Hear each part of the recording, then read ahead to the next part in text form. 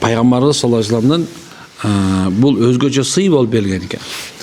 Ал бул дүйнөгө көзүн ачкан учурдан тартып, акыркы ирмемине чейин бир мүнөз, бир ахлак, бир адеп менен жашады. Анын тааны тарбиялаган улуу Аллах камкордук көрсөтүп, жүрөгүн көркөмдөп, адебин кооздогон. Ошондуктан пайгамбар саллаллаху алейхи вассаламдын жолун тандап, аны өзүнүн өрнөк кылган адам анын ой максатын канчалык терең түшүнүп, мүнөзүн канчалык жакындан билүүгө, ага окшошо умтулса, руханий казынасы да ошончолук байыйт дейт. Мен бул жерде мындай кээ бир жерлерин атайын окугум келди. Эмне үчүн дегенде, кээ бир кооз сөздөр бар го, адамдардын жүрөктөрүнө тынчтык берет, билесиңер ушуну. Бул жерден айта турган нерсе мисал айтып өткөн, демек Аллах тарбиялаптыр. Пайгамбар саллаллаху алейхи вассаламдын жашоосунда болуп аткан ар бир көз ирмеми пайгамбарыбыздыкы өзгөчө экенин айтып атат да. Эми кимде ким ушул пайгамбарыбыздын жашоосу менен жашаса, руханий азык алат дейт. Жан дүйнөсү өзгөрөт деген сөз да. Сахабалар ушунча деңгээлде мындай караңгылыкта болушкан, жахилият доор деп коебуз, караңгылык доор деп айтабыз. Ошол доордо адамдарда психологиясы, ойлонуусу баардыгы тең тескери болгон да. Аларда кээ бир убакта азыр да ошол нерселер пайда болуп кеткендей сезилет да. Мындай акчасы бар байлар баарын чечимде, акчаң жок болсо кишисиңби деп киши катары санабаган сыяктуу сезилет да. Биз кээ бирде ошондой болгон акчачы. Бирок азыр ошондой адамдар бар да. Кээ бирлери өзүнүн мансабына, бийлигине, байлыгына таянып ар нерсени кылышат го. Ошол заманда да ошол болгон да. Сотторду сатып алуу, жанагындай бир басынтып коюу, дагы бир нерсе жок кылып коюу деген нерсе ал заманда күнүгө эле болгон. Керек болсо бүгүн эртең менен азат болгон эле, өзүнүн алдында жүргөн адам эле кечинде кул болуп калышы мүмкүн болчу да. Ушунча деңгээлде адамдар бузулган да. Дегеним, ошол эле мезгилде сөгүнүү, уят сыйыттын жоктугу, мисалы Каабаны керек болсо жылаңач айланышкан да. Кааба бар, жылаңач. Адамдар уялуу болгон эмес. Эмне үчүн? Анткени ал ошону эркек аял ушинтип жылаңач айланган. Эми ойлосоңуз, ошончо адам келип туруп, мына жылаңач боло турган болсо, бул көлдүн тегерине кээ бирде жайына нудисттердин эмеси болуп пайда болуп калып атпайбы азыр? Бул жаман да көрүнүш да. Адамдардын жылаңач болуп кетиши бул мындай коомдун бузулуштап келат. Көп убакыттарда бир нерсе жашырылып турса, ошонун касиети, анын жакшылыгы мындай бир сыр болуп, адамдардын ортосунда бир мухаббатка, сезимге түрткү берет.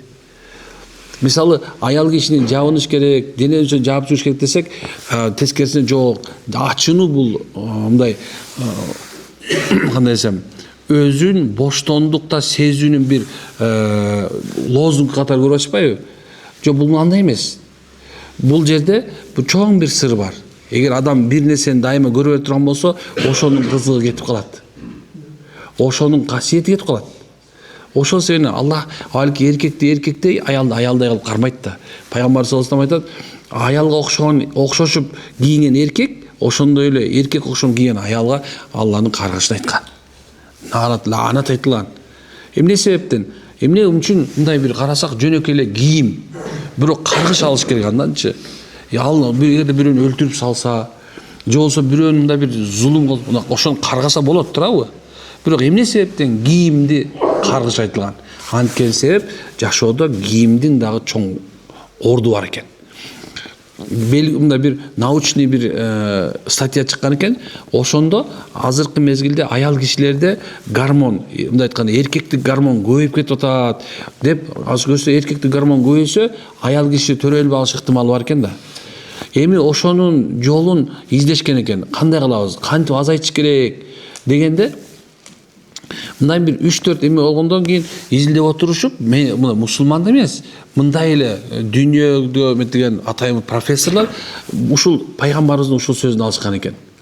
Эркекке окшошкон аял, аялга окшошкон эркек. Эмне себептен ошондук аялды бир нече убакытка чейин аялдарда кийинткенде, ошол гормон кадимгидей жок болуп кеткен да. Баягы эркектик гормон түшүп, аял окшошуп калган экен да. Эмне себептен шариятыбыз аял кишинин чачын кыркканды дурус көрбөйт? Эмне себептен ылдый мындай могу эмеде ийинде бир эмеге чейин болуш керек да. Мындан өйдө кырып отурган болсо мүрзөдө азап болот деп айтабыз. Ушундай чоң нерселер бар да. Анткени себеби качан аял киши аялдык сыпаттан чыга баштаганда мына ошондо адамда бала башталат экен. Ошол эмес эркектерге да тиешелүү. Мен эркек дагы ушундай аялга окшошуп жүрө баштаган болсо, аялдар менен отура баштаган болсо, аялдын аркасынан калган саркындай кешигин жеп баштаган болсо, же болбосо аялдар менен отуруп көбүрөөк жүрө турган болсо, бул ошол эркекте дагы бул жаман мүнөз пайда болот экен. Билесиңерби? Аялдык мүнөз пайда болот экен. Аялдык мүнөз пайда болот болсо эртең ким чек араны кайтарат? Ким бизди субханы коргойт мисалы алсачы? Карасаң көп аялдар сүйлөшүп калып турган болсоң, бизге дейт, мени коргой турган, мен жөлөнгөнгө мен таяна турган эркек керек дейт да. Десең, тигичи жо болбойт дейт ал. Карабайсызбы дейт, кийинип тургандан эле карабайсыңбы дейт. Биз ойлойбуз өзү мындай демеле прическаны коюп, момдап, укмуш башка кийип алсаң, жок дейт, мындай эркек кереги жок дейт да. Байкап атасыңар ушуну. Керек болсо азыркы мезгилде жанагындай мындай бир накачанный эркектер да кереги жок болуп калды. Эмне үчүн? Анткени мындай натуральный эркек керек болду да. Ошол натуралдуулук менен табият кандай жараткан болсо ошондой болуунун өзгөчөлүгү бул адамдын табияты тетиги жакта түпкүрүндө чыныгы адамды, анан чыныгы обойну издейт эркек менен аял. Көрдүкпү? Ушундай. Ошо себептен субханалла пайгамбардын аркасынан ээрчүү, пайгамбар саллаллаху алейхи вассалам жанында жүрүү сиз менен бизге эмне берет экен? Руханий күч берет. Кийимде күч жок дейсиңерби? Кийимде күч бар. Кийинип жүргөн кийимиңде да күч бар. Керек болсо ошо кандай материалда боло турганда да күч бар, билесиңерби? Пайгамбар саллаллаху алейхи вассалам эркекке жибек кийгенди, ипек деп коебуз, жибек кийгенди субханалла тыйган, арам. Ошол эмеде тагынып жүргөн жанагындай кооздуктар, шакек, алтын шакек арам. Жана моюндарга темир илип алган болсо, тозоктун бир эмнесин, кальчугасын моюн илип алды деп атат. Эркек анча-мынча мындай бодур болгону негизи өзү жакшыраак. Сөздөсүңөрбү? Жанагы эле кино менен ырларда эле мындай бир момунду чыга калган бирөөлөрдөн ушундай болуш керек деп атышпайбы азырчы? Жагында эмес. Эркектин эркектейли болгон жакшы. Эми эркек болуш керек десе элечи, мындай өзүңдү чытап кой эмес. Авалги пайгамбар заманында деле пайгамбарды кийими болсо деле жыртык болуп турган болсо, жамаатчы менен кийген экен, таза кармаган экен. Карасаң, жүрөктө жалындап ыйман күйүп тура турган болсочу, ал нерсе адамдын бетине көрүнүп калат. Бетке кадимдей чыгып калат ал. Унутпаңыздар, субханалла. Анын нурлуу мүнөзү жүрөккө тынчтык, жанга рахат, адамга өрнөк тартылган руханий байлык. Демек, пайгамбарыбыздын бир сүннөтү, пайгамбардын жашоосу, адамдар менен болгон мамилесине эле караңыз. Пайгамбарыбыз адамдарга ушундай көңүл бурат эле да. Мен дайыма айта берем, мага аябай жагат ушул жер. Өзүм да ушуну аракет кылып атам, эми кээ бирде болбой калып атат таңдын өр дүйнө. Пайгамбарыбызга бир адам суроо бере турган болсо, эмне кылат экен? Пайгамбарыбыз мындай кылып айтканда, толук ошону карап тургандан кийин, ооба, ал болсо жооп берет экен да. Ошондой ийин деп кетип калбайт экен да. Караңыз кандай адамгерчиликтин туу чоку ушул да. Адам сурап атса. Bir gün bir badavi, o толук bir çaban болгон ар жакта айылдык бирөө пайгамбарыбызга келип айтат, "Ey Muhammed" деп аткен. Пайгамбарыбыз, деп айт. Жандагылар мекканскийлер городскойлор да. Алар мындай кээ бир сөздөрү оорураак дейт да, тиги. Ал анча-мынча сөздү кошпойт да, скийди кошпойт баягычы.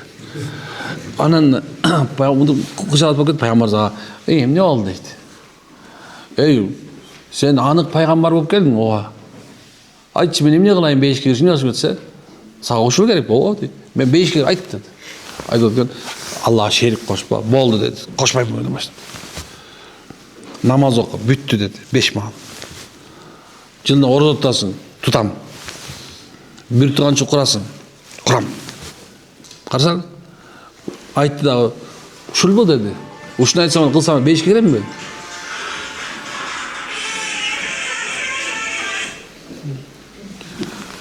Бейишке киресиң деди. Баягыл турду дагы пайгамбар деп аткан мына келди. Чыныгы момун деди.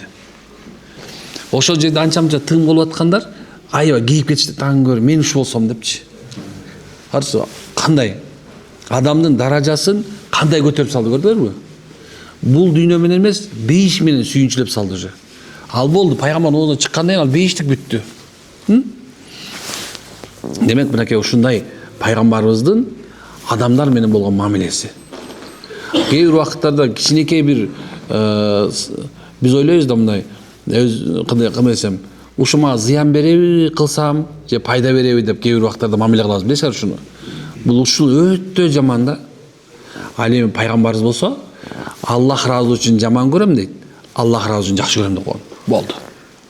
Алла бар ортодо. Пайгамбарыбызга мына дагы бир нерсе, бир сыпаты, пайгамбар саллаллаху алейхи вассалам бир да жолу дүйнө иши үчүн эч кимди урушкан эмес экен. Намаз. Аллаху акбар, намазга турушту. Анан бирөө чүчкүрүп койду. Бирөө жаңыл келип кошулду. Алхамдулилла дегенде, баягы чүчкүргөндө ярхамулла деди. Баягы алхамдулилла деп баягы тиге талкын айтып баягы унчукпай калды. Мындай болду. Ойлодум дейт. Мен чөтө бир нерсе укпай калган окшойм депчи. Анан намаз бүткөндөн кийин дейт, пайгамбар менин жаныма келди дейт. Мени чаап ийген жок дейт. Мени сөккөн жок. Мени урушкан жок. Болгону бүгүн Алла Таала аят түшүргөндүгүн, аятта намаз окуп атканда эч бир сөз сүйлөбөш керек мага түшүндүрүп берди дейт. Мына. Карасаң кандай сахаба дейт, мени урушкан жок дейт. Демек мынакей пайгамбарыбыздын жашоосунан ушинтип адамдар өсөт. Байлыктын өсүшү бул сенин ким экениңди билгизбейт. Карасаң, сен ким экениңди билбейт, болгону эмне болгуң келгенин көрсөтөт да. Ким болгуң келип атат, ошону көрсөтүп коет акча. Бирок адамдык сапатты өстүрбөйт экен да. Ал эми иман бул адамды эмне кылат экен? Өстүрөт экен. Адамдардын жүрөктөрүнө салсат экен. Адамдардын жүрөктөрү ошол нерсени каалап калат экен. Түшүнүктүбү? Аллахым баарыңызга береке берсин, машалла.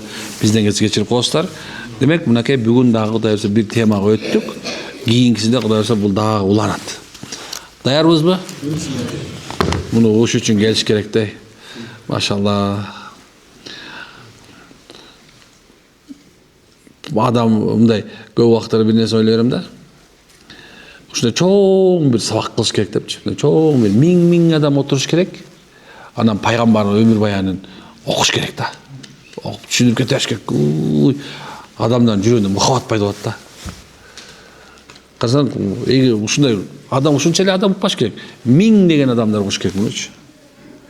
Пайгамбардын жаман ойлогондор бар. Динибиз жөнүндө жаман. Пайгамбардын өмүр баянын укканда, жашоосун, сыпатын, затын укканда пайгамбарыбыздын адамдар ыйлап эле динге келиш керек да негизинечи. Амин. Субханакаллахумма ва бихамдика, астагфирука ва атубу илейк.